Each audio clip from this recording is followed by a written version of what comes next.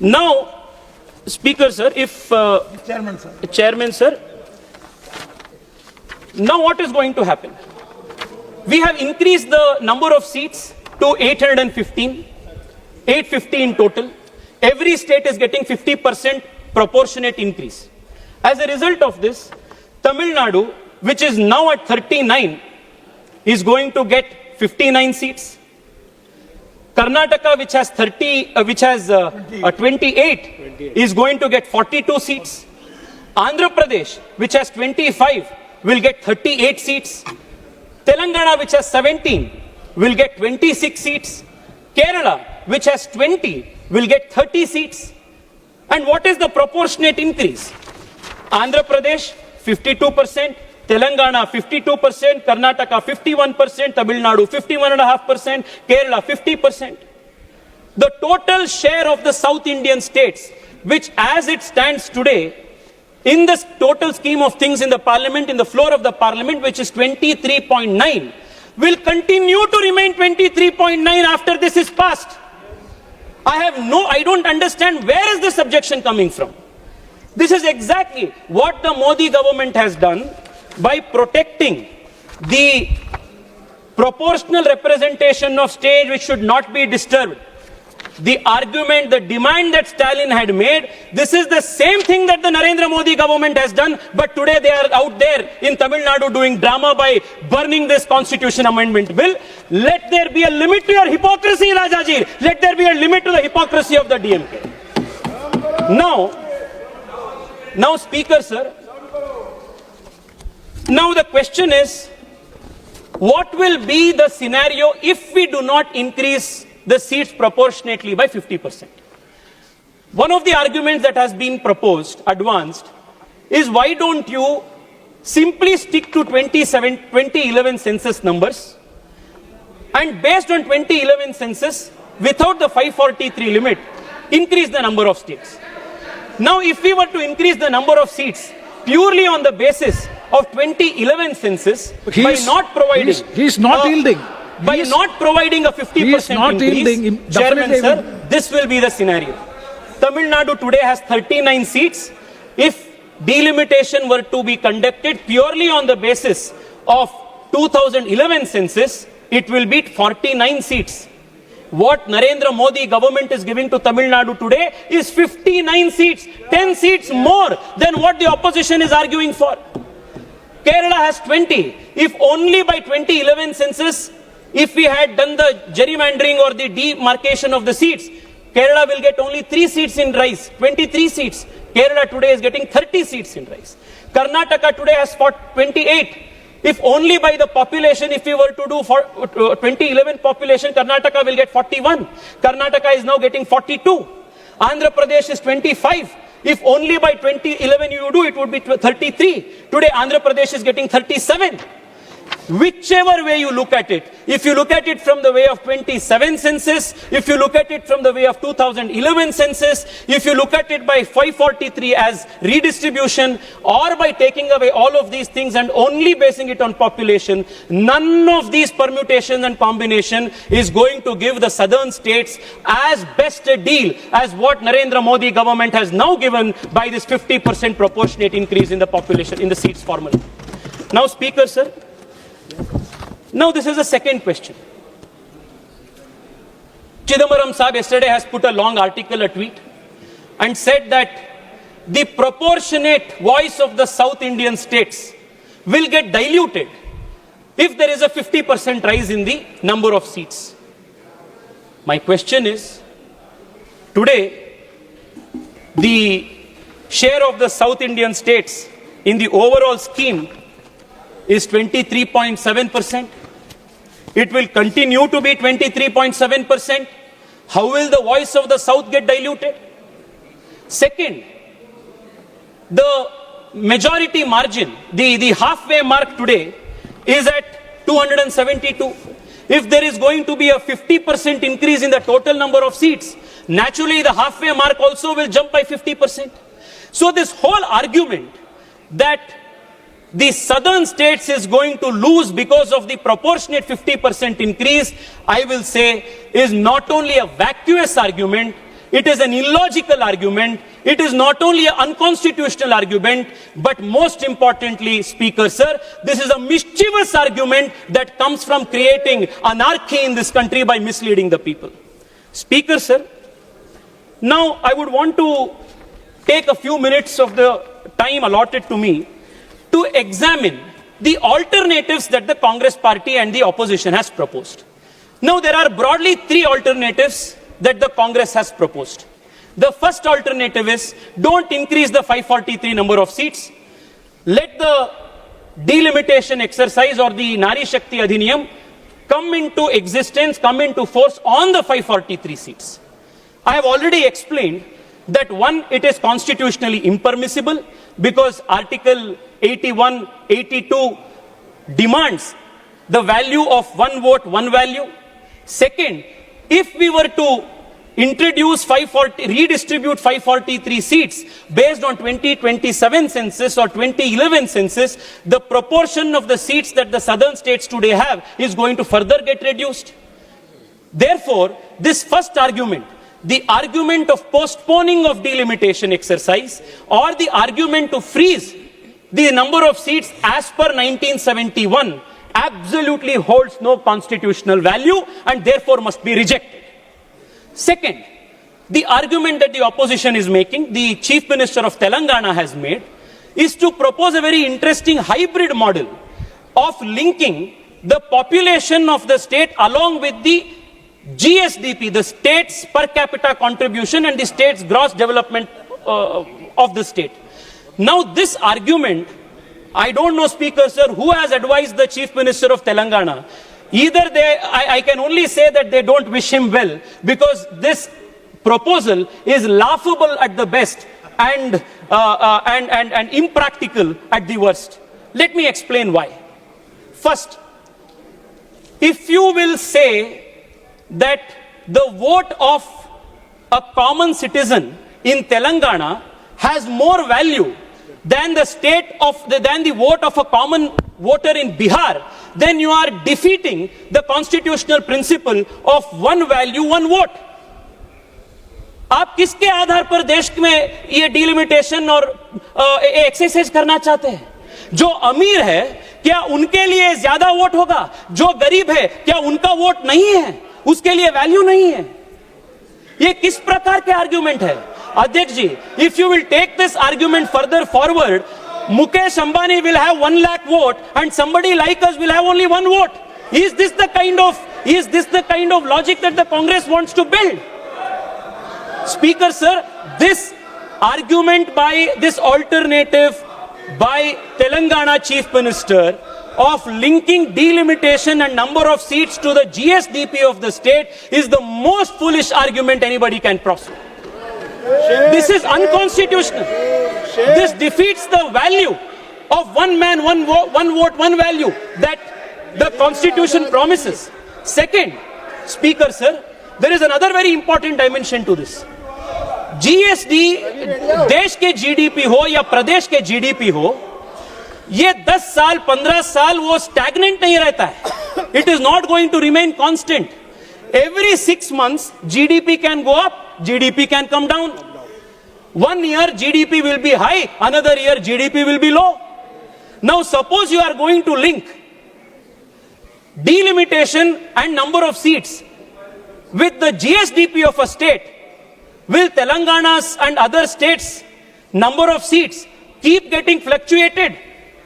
Today, this year was a good monsoon, GDP was good, so Telangana will have 2 extra seats. Next year, Tamil Nadu had bad rainfall, therefore GDP fell down, so Tamil Nadu will lose 2 seats. Is this the argument? These are the kind of laughable alternatives that the Congress party is proposing, and on the basis of this they are misleading the people of this country. Now the second alternative that they have proposed, the third alternative. The first is not do anything. The second is which they are experts at. क्योंकि जब आप Congress party के politics को देखते आते हैं, they are the practitioners of politics of postponement. हर चीज जो देश के सामने बड़ा मुद्दा आता है आ जाता है, when they cannot address it, what do? Postpone कर दो उसको. That is their first reaction. Their first proposal is postpone it, kuch mat karo, isko freeze karo, which is unconstitutional. Second, the Telangana CM's proposal linking GSDP to number of seats, which again, like I demonstrated, Speaker Sir, is the most ludicrous argument. Third argument that they have given, that I read Honorable Member, learned friend Shashi Tharoor has made.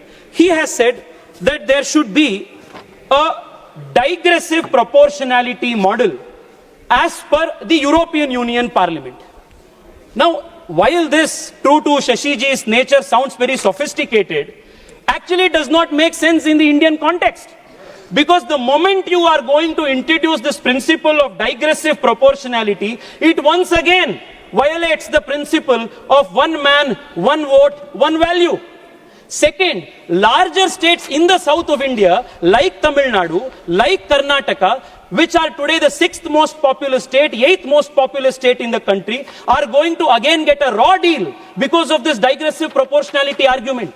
Therefore, my submission, Speaker Sir, other than this 50% equal proportionate increase to all states alternative that Narendra Modi ji has proposed, there is no alternative that serves everybody, that is gain for everybody and no loss for everybody. Therefore, the country as a whole and especially the opposition must welcome this with all responsibility.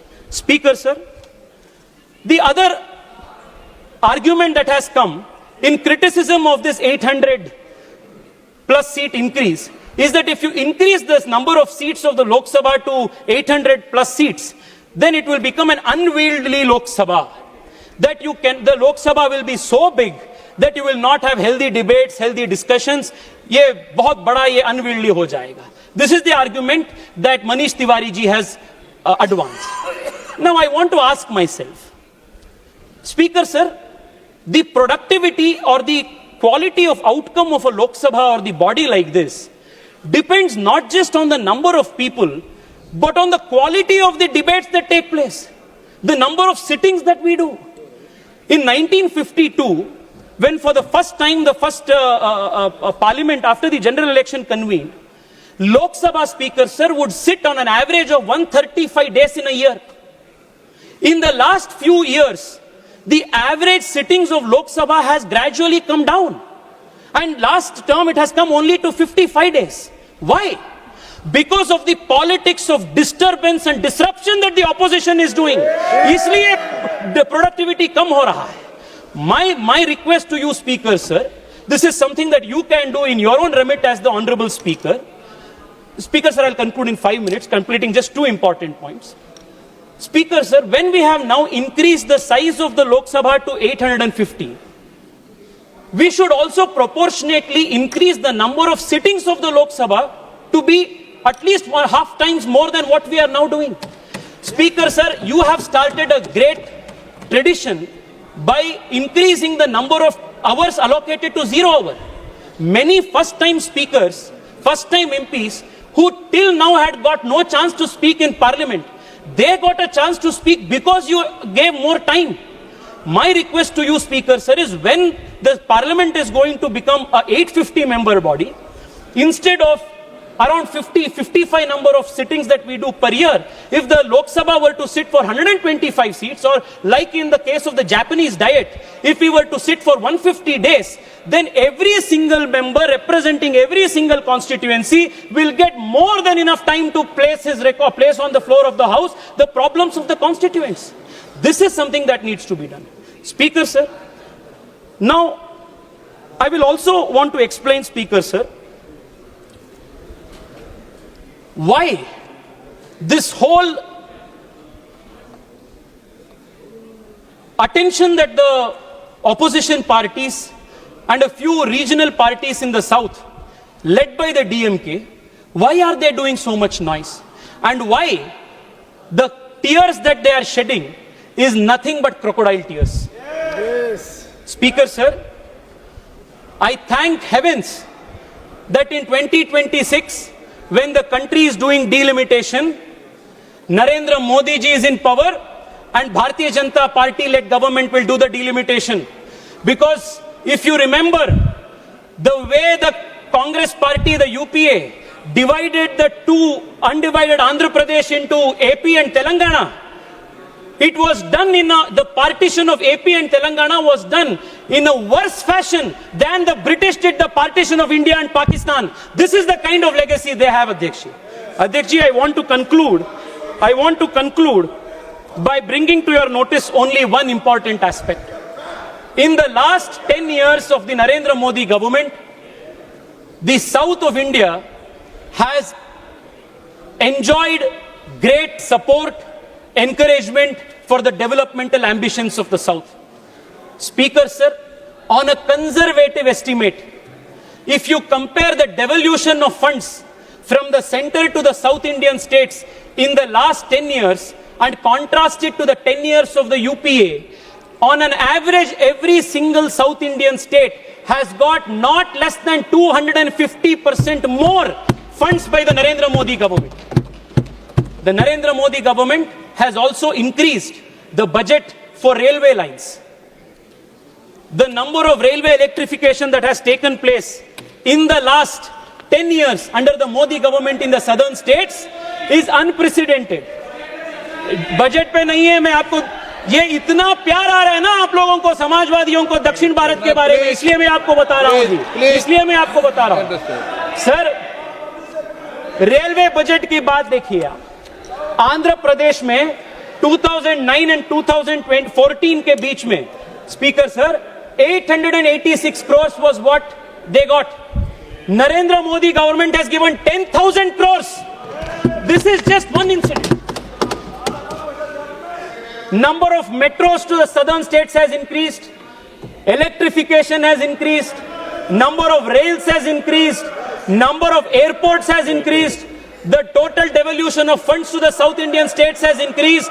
Most importantly, Speaker sir, we have not only given the southern states more money, more rail, more infrastructure, but most importantly, for the first time in the country's history, more than 25 national institutions today allow for regional language examination. If I want to apply for CRPF, I can do it in writing examination in Kannada, in Telugu, which was not the case when the Congress party was ruling.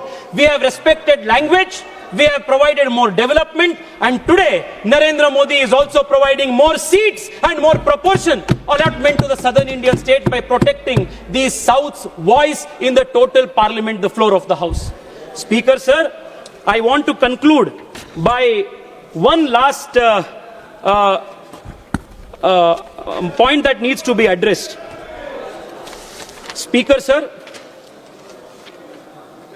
the argument that has been repeatedly made is that the argument that is repeatedly made is that the Narendra Modi government is bringing in this proposal to somehow create a disadvantage for the southern Indian states.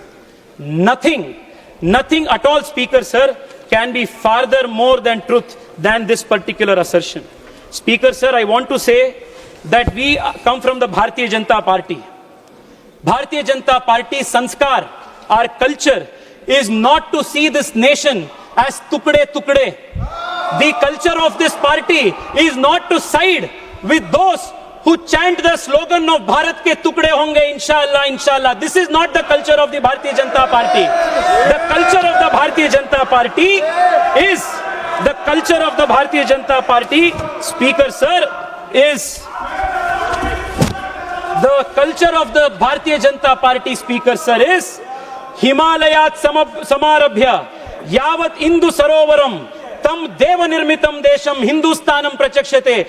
Jo desh ऊपर हिमालय से नीचे भारत के इंदु सरोवर तक है, वो पूरा देश जो अखंड है, अविच्छिन्न है, वो भारत है. This is the commitment of Bharatiya Janata party. वो कन्याकुमारी हो, वो कश्मीर हो, वो कच्छ हो या कामाख्या हो, we will support for the integrity, sovereignty, unity of this country, because that is not only a constitutional mandate, but most importantly, the Bharatiya Janata Party's Karyakarta believes that it is our civilizational duty to protect this country. This is what differentiates us from the parties like the Congress that sides with tukde parties, unlike the DMK, which speaks the language of separatism. We abhor your politics. We reject your politics. In conclusion, I want to say, if the UPA and the opposition today, Speaker Sir, is going to vote against these most practical, most constitutional, most inclusive proposition, then for years to come, the history of the country will remember the opposition and all of you sitting here as not only opposition to the women of the country, but also to the interests of the southern Indian states of the country. I want to emphatically say again, if you will reject this, if you will vote against this, the people of this country, the women of this country will never forgive you. The people in the south of India will never forgive you, because your politics is not a politics of inclusion. Your politics is a politics of anarchy. I really hope that you will honestly examine the merit of this proposition and also honestly examine the hollowness of your own arguments and finally vote in support of this historic bill. I once again thank Prime Minister Narendra Modi for not only giving voice, finally after 40 years, to the women of this country, but most importantly for protecting the interests of all southern states and all important small states of the country. Thank you, Prime Minister, sir. Thank you for what you have offered to the South. This is the best deal ever possible. Thank you, Speaker, sir.